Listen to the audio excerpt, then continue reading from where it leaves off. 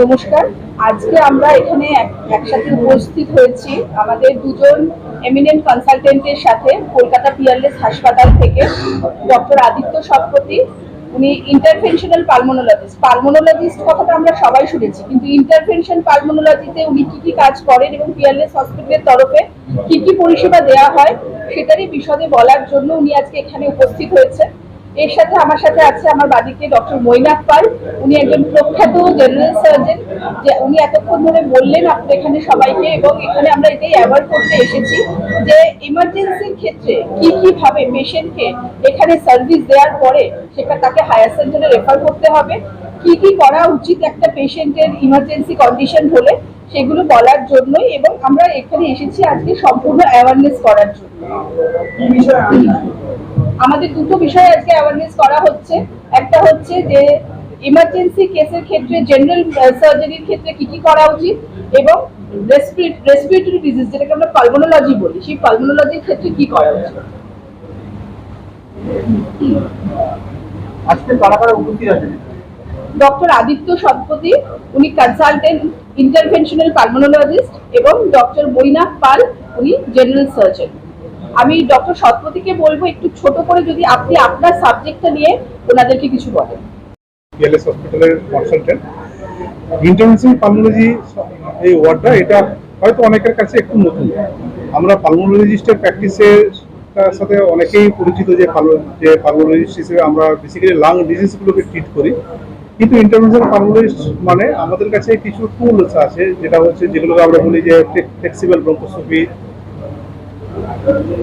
এরকম flexible bronchoscopy, rigid bronchoscopy, even thoracoscopy, যেগুলো দিয়ে খুব সহজে আমরা অনেক লাং ডিজিজ আছে যেগুলো ডায়াগনোসিস করতে পারি, যেগুলো নর্মালি পেশেন্টকে এক্সামিন করে কিংবা পেশেন্টের এক্সরে দেখে কিংবা সিটি স্ক্যান করে ডায়াগনোসিস করা সম্ভব হয় না। যেরকম আর্লি লাং ক্যান্সার যেগুলোকে হয়তো আমরা যখন সিটি গাইডেড বায়োপসি করে ডায়াগনোসিস করতে পারি, তার ইকুয়ালি সেই পেশেন্টগুলোকে আমরা ব্রঙ্কোস্কোপি করি, এবং যেগুলোকে এন্ডোব্রঙ্কিয়াল আল্ট্রাসাউন্ড মানে ব্রঙ্কোস্কোপি, সেখানে একটা এক্সট্রা আল্ট্রাসাউন্ড প্রুফ থাকে যেগুলো দিয়ে আমরা লিম্ফ নোড এবং মাসটাকে আইডেন্টিফাই করে সেখান থেকে বায়োপসি করে আমরা ক্যান্সার ডায়াগনোসিস করা, ক্যান্সার স্টেজিং করা, এবং কিছু কিছু ক্ষেত্রে খুব ছোটো টিউমার হলে সেগুলোকে আমরা রিসেকশন করে সেগুলোকে বডি থেকে বার করে দেওয়া। অনেক ক্ষেত্রে হয় কিছু ফরেন বডি থাকে, অনেক সময় আপনারা শুনেছেন যে খেতে গিয়ে শ্বাসনালীতে যে ফরেন বডি চলে আসে, সেই ফরেন বডিগুলোকে বার করে দেওয়া। এবং যেগুলো অনেক পেশেন্ট থাকে যাদের বুকে জল জমা, প্লুরাল ইনফিউশন যেটাকে আমরা বলি, সেই প্লুরাল ইনফিউশনের কারণটা ডায়াগনোস করা, যেটা অনেক সময় হয়তো টিবি হতে পারে, ম্যালিগন্যান্সি হতে পারে, সেগুলোকে ট্রেন করা, ডায়াগনোসিস করা এবং ট্রিটমেন্ট করা, যেগুলো part of the interventional pulmonology, সেইগুলো নিয়ে বলার জন্য আমি এখানে আজকে এসেছি। একটু অনুরোধ করবো যে উনি একটু ওনার সাবজেক্টের উপর গুরুত্ব করতে হবে। আমাদের সাবজেক্ট চুজ করা হয়েছে, এই সাবজেক্টটা হচ্ছে যে আমরা একটা টার্সিয়ারি কেয়ার ইউনিটে যেখানে আমরা কেয়ার দান করি, সেখানে আমরা প্রায়শই এটা এমার্জেন্সিতে পাই যে কোনো একটা পেশেন্ট যার একটা সার্জিক্যাল এমার্জেন্সি, সেটা ডিলে ইন ডায়াগনোসিস এবং delay in initiation of the therapy, সেইটা যাতে না হয়। কারণ একটা পেশেন্ট যে পেরিফেরি থেকে কলকাতায় আসবে বা কোনো হায়ার সেন্টারে যাবে, সেই যে উইন্ডো পিরিয়ডটা যত কম হবে তত সেই পেশেন্টের আউটকাম বেটার হবে। এবং এক্ষেত্রে খুব সিম্পল মেজার একটা হচ্ছে ডায়াগনোসিস, প্রাথমিক দু একটা পরীক্ষা নিরীক্ষা এবং প্রাথমিক কিছু চিকিৎসা, ফ্লুইডস বা একটা ক্যাথেটার, একটা ব্লাড ট্রান্সফিউশন ইত্যাদি। এই যে সামান্য যে জিনিসগুলি যেগুলো সমস্ত জায়গাতেই সম্ভব করা, সেগুলো যদি ইনিশিয়েশন টাইমে শুরু হয়ে যায়, তাহলে সেক্ষেত্রে কিন্তু পরবর্তীকালে পেশেন্টের যে আউটকামের মধ্যে আকাশ পাতাল পার্থক্য হয়ে যায়, এবং সেক্ষেত্রে ওভারঅল পেশেন্টের কিন্তু অ্যাডমিশনের টাইমও কমে এবং ওভারঅল কস্ট অফ ট্রিটমেন্টও কমে। সুতরাং আমার আজকে যে টপিক, সেই টপিকটি হচ্ছে যে কিভাবে একটা পেরিফেরিতে বসে, একটা লেস ইকুইপড জায়গাতে বসে কিভাবে একটা সার্জিক্যাল এমার্জেন্সিকে আইডেন্টিফাই করা যায় এবং তার যে প্রাথমিক ম্যানেজমেন্ট সেগুলোকে ইনিশিয়েট করে তাকে কিভাবে হায়ার সেন্টারে রেফার করা যায়। এইরকম পরিস্থিতিতে যে পাবনারী যে সমস্যাগুলো আছে, আমরা কিভাবে সহজে মানুষ সমাধান করতে পারি? ধরুন পলিউশন কন্ট্রোল করা তো একটা বিষয়, যে আমরা প্রত্যেকেই যে এই পলিউশনে আর কি সাধারণ মানুষ থেকে আরম্ভ করে প্রত্যেকের কিন্তু একটা কন্ট্রিবিউশন আছে, যে এই পলিউশনটা কজ করার জন্য কিন্তু আমরা প্রত্যেকেই কিছু না কিছু ভাবে আমরা দায়ী আছি। একটা তো পলিউশন কম করানোর জন্য যেটা, সেটা তো আমাদের রেসপন্সিবিলিটি, কিন্তু আমার মনে হয় আপনি যেটা জানতে চাইছেন যে এই পলিউশন থেকে আমরা নিজেদেরকে বাঁচাবো কি করে। ঠিক, তো এই পলিউশনের জন্য সবচেয়ে এফেক্টেড কারা থাকে? সবচেয়ে এফেক্টেড থাকে যারা ইয়াঙ্গার পপুলেশন, মানে যারা বাচ্চা এবং যারা বয়স্ক মানুষ, এবং যারা তার সাথে কিছু পার্সন থাকেন যারা অলরেডি ডায়াগনোসড অ্যাজমা, এবং যারা বয়স্ক মানুষ যারা সিওপিডিতে অলরেডি ডায়াগনোস হয়ে গেছেন।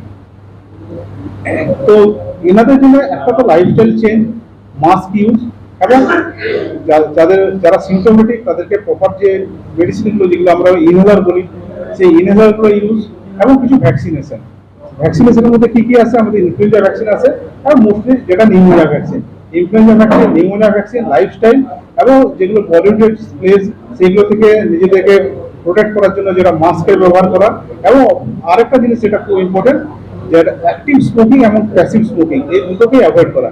যারা স্মোকিং করেন তাদের প্রত্যেকের জন্য হচ্ছে যে smoking as early as possible smoking ছেড়ে দেওয়া, এবং যারা প্যাসিভ স্মোকার, যেন হাউসহোল্ডে যারা থাকেন, কেউ হয়তো অ্যাক্টিভ স্মোকিং করছেন কিন্তু তার ওয়াইফ কিংবা তার বাচ্চা তাতে এফেক্টেড হচ্ছে, সেটা কিন্তু তারা একইভাবে রেসপন্সিবল যে এরকম পলিউশন স্প্রেড করেন এবং তাদের লাং ডিজিজ কজ করার জন্য। সেখানে অ্যাক্টিভ স্মোকিং এবং প্যাসিভ স্মোকিং দুটোই অ্যাভয়েড করা এবং দুটোই স্টপ করা। এই ধরনের পেশেন্টের জন্য কি বলবো, ভালো না খারাপ কি বলে?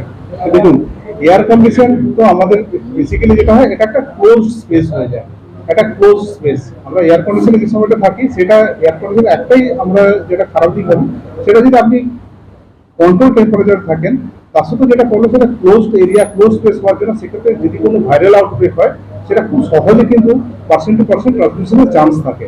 মানে বাড়িতে যদি ধরুন কারো কোনো ইনফ্লুয়েঞ্জা হয়েছে, কিংবা যেটা রেসপিরেটরি ভাইরাসগুলো, সেই রেসপিরেটরি ভাইরাসগুলো যদি আমরা ক্লোজ স্পেসে থাকি, সেক্ষেত্রে এটা র্যাপিড ট্রান্সমিশনের চান্স থাকে। সেই জন্য এসির এটাই একটা সবচেয়ে বড় একটা রিস্ক। রাই সেরিমোনিয়াল হাউস বর্ধমানের শাঁখারীপুকুর এলাকায় বরফকলের ঠিক বিপরীতে। এখানে মধ্যবিত্ত থেকে শুরু করে সমস্ত মানুষের সাধ্যের মধ্যেই রয়েছে রাই সেরিমোনিয়াল হাউসের সুযোগ সুবিধা। এসি থেকে শুরু করে নন এসি, যেমন চাইবেন তেমনই পাবেন। একেবারে সুসজ্জিত ও পরিষ্কার পরিচ্ছন্ন একটি সুন্দর অনুষ্ঠান বাড়ি। এখানে রয়েছে এসি, নন এসি, নটি রুম, রয়েছে আন্ডারগ্রাউন্ড গাড়ি পার্কিং এর সুবিধা। অতএব আপনাদের যে কোনো অনুষ্ঠানের জন্য আজই বুক করে ফেলুন রাই সেরিমোনিয়াল হাউস। মনে রাখবেন, রাই সেরিমোনিয়াল হাউস বর্ধমানের শাঁখারীপুকুর এলাকায় বরফকলের ঠিক বিপরীতে। আজকে আমরা চলে এসেছি রাজলক্ষ্মী কনস্ট্রাকশনের নিউ প্রজেক্ট রাজ ইনক্লেভসে। এটি অলমোস্ট 52 কাঠা এরিয়া নিয়ে তৈরি হচ্ছে। এটির দুটি ব্লক, ব্লক এ তে রয়েছে 12 ফ্লোর আর ব্লক বি তে রয়েছে 4 ফ্লোর। এখানে আপনারা পেয়ে যাচ্ছেন বাজেট অনুযায়ী 1 BHK, 2 BHK and 3 BHK flat. এখানকার আকর্ষণীয় ব্যাপার হলো ফ্ল্যাটের গ্রাউন্ডে আপনারা পেয়ে যাচ্ছেন স্টাইল বাজার, আর সঙ্গে থাকছে বেসমেন্ট পার্কিং, ওপেন পার্কিং, আর রুফটপে পেয়ে যাচ্ছেন 10,000 স্কোয়ার ফিট এরিয়া জুড়ে এসি জিম, আড্ডা zone, AC community hall with kitchen, garden area. আর 24/7 আপনারা পেয়ে যাচ্ছেন CCTV security, water supply, power backup, common utilities, maintenance office, আরো কত কি। আর তাছাড়াও আপনারা পেয়ে যাচ্ছেন ব্লক বি তে সুইমিং পুল ফেসিলিটিস। বাইরে থেকে তো আপনারা অলমোস্ট সবই দেখলেন, এবার পালা আপনাদের একটা রুম ট্যুর দেওয়ার। এটা হলো 3 বিএইচকে, 1187 স্কোয়ার ফিট। এখানে আপনারা পেয়ে যাচ্ছেন 3টে বেডরুম।